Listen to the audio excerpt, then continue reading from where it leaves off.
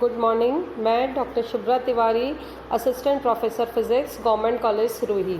आज का हमारा अगला लेक्चर है बीएससी सेकेंड ईयर फिज़िक्स का फर्स्ट पेपर थर्मोडायनामिक्स का, जिसमें कि हम लेंगे मैक्सवेल बोल्ट्जमैन डिस्ट्रीब्यूशन लॉ। पिछली क्लास में हमने लिया था Maxwell Boltzmann distribution law of velocity, और उसमें हमने लिया था वेलोसिटी रेंज Vx और Vx प्लस dVx, Vy और Vy plus dVy and Vz और Vz प्लस dVz के बीच में अणुओं की संख्या निकाली थी।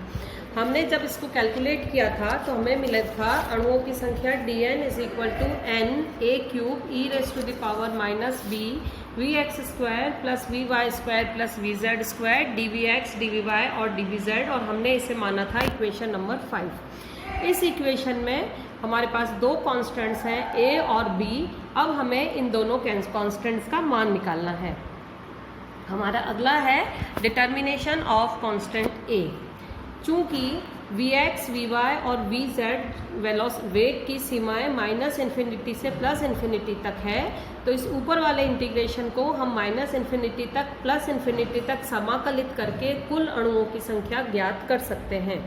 चूंकि कुल अणुओं की संख्या n है, तो हम लिख सकते हैं n is equal to integration from minus infinity to plus infinity n a cube e raise to the power minus b Vx square plus Vy square plus Vz square dVx dVy and dVz। Left hand side में हमारे पास n है, right hand side में n constant है, उसको हम integration के sign से बाहर निकाल लेंगे, दोनों तरफ के n कैंसिल हो जाएंगे, तो हमारे पास बचेगा a cube integration from minus infinity to plus infinity e raise to the power minus b Vx square plus Vy square plus Vz square dVx dVy dVz is equal to 1। इसको हम integration को, तीनों integration को अलग अलग कर लेते हैं। a cube e raise to the power minus infinity to plus infinity e raise to the power minus b Vx square dVx integration from minus infinity to plus infinity e raise to the power minus b Vy square dVy integration from minus infinity to plus infinity e raise to the power minus b Vz square dVz is equal to 1। Integration की properties से हमें पता है integration from minus infinity to plus infinity e raise to the power minus alpha x square d x is equal to under root of pi by alpha के बराबर होता है। इस इक्वेशन को जब हमारी इक्वेशन है हम उससे कंपेयर करेंगे तो अल्फा की जगह हमारे पास b है, तो हमारे पास integration from minus infinity to plus infinity e raise to the power minus b v x square d v x is equal to हो जाएगा under root of pi by b। तो हमारे पास तीनों इंटीग्रेशन का रिजल्ट मिलेगा, integration under root pi by b और under root pi by b. तो हमारे पास आ जाएगा a cube under root of pi by b का क्यूब इज इक्वल टू 1। इस इक्वेशन की दोनों तरफ की हम 1/3 पावर निकाल देते हैं, तो हमारे पास आ जाएगा a under root of pi by b और 1 रेज टू द पावर 1/3 हमारे पास 1 ही आएगा। तो हमें रिजल्ट मिलेगा a under root of pi by b is equal to 1, या हम लिख सकते हैं a is equal to under root of b by pi. अब अगला टास्क है हमारा, अगला कांस्टेंट b निकालना है, डिटर्मिनेशन ऑफ b। चूंकि बर्तन की दीवारों पर गैस द्वारा सभी दिशाओं में समान दाब लगाया जाता है, अर्थात Px is equal to Py is equal to Pz is equal to P। अब यदि m द्रव्यमान का अणु Vx वेग से x दिशा के में चलकर दीवारों से टकराकर वापस लौटता है, तो चूंकि टक्कर प्रत्यास्थ होती है, अतः प्रत्येक टक्कर में स्थानांतरित संवेग हम लिख सकते हैं 2mvx। चूंकि एकांक आयतन में Vx वेग के अणुओं की संख्या होगी n f ऑफ Vx, तो प्रति सेकंड x दिशा में एकांक क्षेत्रफल से गुजरने वाले अणुओं की संख्या होगी n f of Vx into Vx। चूँकि इसमें से आधे अणु धनात्मक x दिशा में जाएंगे और आधे अणु ऋणात्मक x दिशा में गतिमान माने जा सकते हैं, अतः प्रति सेकंड दीवार के एकांक क्षेत्रफल पर टकराने वाले अणुओं की संख्या इनकी संख्या की आधी होगी, या 1/2 n f of Vx into Vx। Vx वेग वाले अणुओं द्वारा बर्तन की दीवारों पर आरोपित दाग होगा प्रति सेकंड दीवार के एकांक क्षेत्रफल पर स्थानांतरित संवेग के बराबर। तो इसको हम लिख सकते हैं 2mvx into 1/2n f of vx into vx, या n f of vx का nm f of vx का is equal to nm f of vx into vx square. चूंकि अणुओं का वेग -∞ से +∞ तक कुछ भी हो सकता है, अतः vx इज इक्वल टू -∞ से +∞ तक अणुओं द्वारा आरोपित दाब P इज इक्वल टू हमें मिलेगा integration from -∞ to +∞ nm f of vx square into dvx। इसको जब इसकी वैल्यू, चूंकि n f of vx बराबर है n a e raise to the power -b vx square is equal to n a हमारे पास आया है √b/π e raise to the power -b vx square. ये वैल्यू हम यहाँ सब्स्टिट्यूट कर सकते हैं, और इंटीग्रेशन की प्रॉपर्टीज से हमें ये भी पता है कि integration from -∞ to +∞ x square e raise to the power -α x² dx जो है 1/2α √π/α के बराबर होता है। यहाँ पर हमारे पास अल्फा की जगह b है, तो हमें मिलेगा 1/2b √π/b। ये इंटीग्रेशन की वैल्यू हम ऊपर वाली इक्वेशन में सब्स्टिट्यूट कर देते हैं, तो हमें मिलेगा mn √b/π 1/2b √π/b। √b/π and √π/b cancel हो जाएंगे, तो हमें मिलेगा mn/2b। साथ ही साथ हम जानते हैं P is equal to NkT, जहाँ पर कि n गैस के एकांक आयतन में अणुओं की संख्या को रिप्रेजेंट करता है। तो हमारे पास आएगा mn/2b is equal to NkT। यहाँ से हम b का मान निकालेंगे तो वो मिलेगा हमें m/2kT। मान लीजिए यह है इक्वेशन नंबर 7। देयरफॉर ये इक्वेशन नंबर 7 से जो b का मान निकला है, वो जहाँ पर हमारे पास a का मान आया था वहाँ पर सब्स्टिट्यूट कर देंगे, तो हमें मिलेगा a is equal to m/2πkt। a और b का मान अब रख देंगे तो हमें मिलेगा वेलोसिटी डिस्ट्रीब्यूशन लॉ, जिसमें कि वेलोसिटी रेंज vx और vx प्लस dvx, vy और vy प्लस dvy और vz और vz प्लस dvz में अणुओं की संख्या है, वो है हमारे पास dn is equal to n m/2πkt raise to the power 3/2 e raise to the power -m vx square plus vy square plus vz square upon 2kt dvx dvy and dvz। ये इक्वेशन नंबर 9 मैक्सवेल बोल्ट्जमैन का velocity distribution law कहलाता है। अब हमें इस velocity distribution law को explain करना है या इसकी व्याख्या करनी है, तो इस इक्वेशन 9 से हम देख सकते हैं फर्स्ट कंडीशन है, चूंकि n f of -vx is equal to n f of vx के बराबर है, अर्थात जहाँ पर कि n f of vx number of particles having velocity vx को रिप्रेजेंट करता है। तो चूंकि f of vx और vx के मध्य खींचा हुआ ग्राफ f of vx अक्ष के दोनों ओर एक साथ सममित होता है, क्योंकि n f of -vx is equal to n f of vx होता है। सेकेंड कंडीशन है vx इज इक्वल टू 0 पर n f of vx maximum होता है, क्योंकि ये एक्सपोनेंशियली डिक्रीज होता है, अर्थात शून्य वेग होने वाले अणुओं की संख्या अधिकतम होती है। दूसरे शब्दों में सर्वाधिक प्रसंभाव्य वेव या मोस्ट प्रोबेबल वेलोसिटी 0 है, और n f of vx maximum का जो मान है वो हमारे पास n m/2πkt raise to the power 1/2 होता है।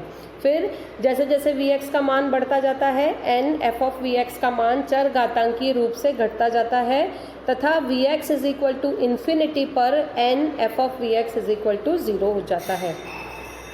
थर्ड कंडीशन है अणुओं की संख्या सर्वाधिक प्रसंभाव्य वेग vx इज इक्वल टू 0 के अणुओं की संख्या की 1/e होती है। तो n f of vx is equal to 1/e times n f of vx maximum, या इसको हम लिख सकते हैं n m/2πkt raise to the power 1/2 e raise to the power -m vx square upon 2kt is equal to होगा 1/e and n f of vx maximum का मान हमने ऊपर निकाला है, वो हमें मिलता है n m/2πkt raise to the power 1/2।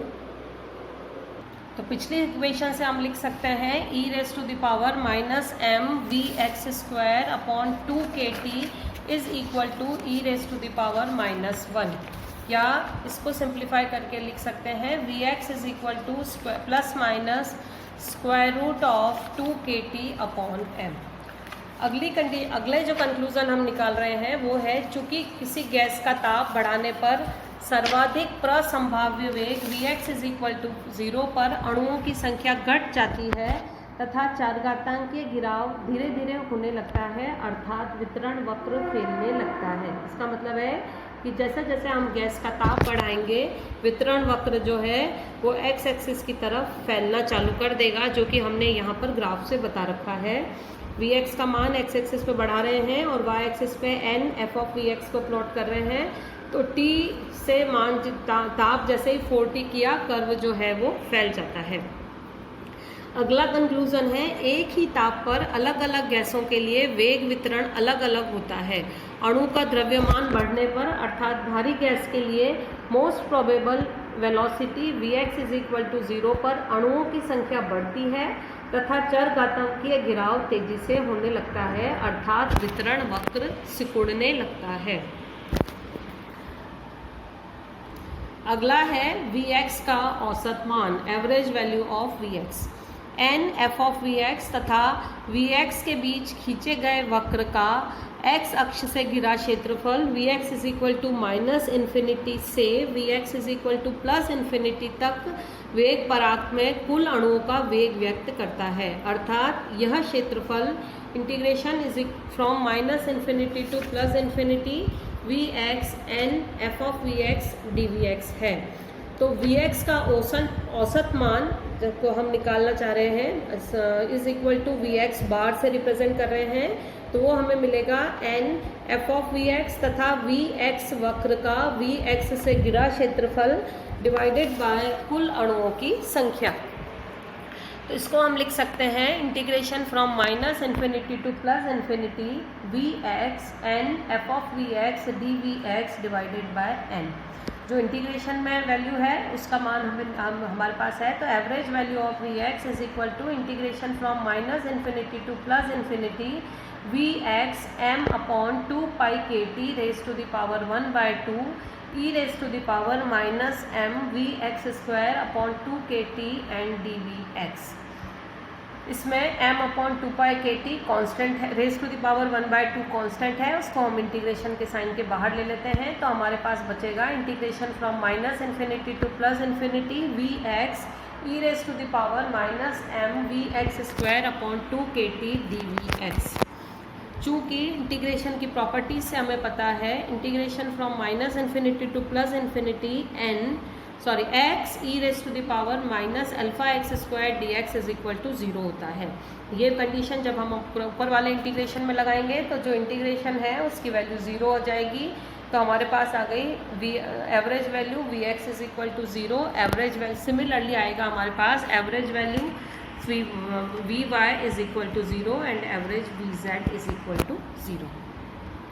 अगला है Vx का वर्ग माध्य मूल मान